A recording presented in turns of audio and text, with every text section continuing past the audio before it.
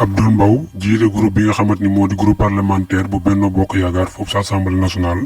moom moomee nag moo leen daal di convoqué ndigi suba ak jàmm si li nga xamante ni moo di benn réunion boo xamante ni nag waruñ koo mën a ñàkk teewee il faut ñu teewee ko moom moomee nag di Abdoul Mbow ginnaaw bu mu yëgee benn bataaxal boo xamante ni nag génne ne fu nga xamante ni moo di si présidence ñuy xam le ne daal li nga xamante ni moo di conseil économique social environnemental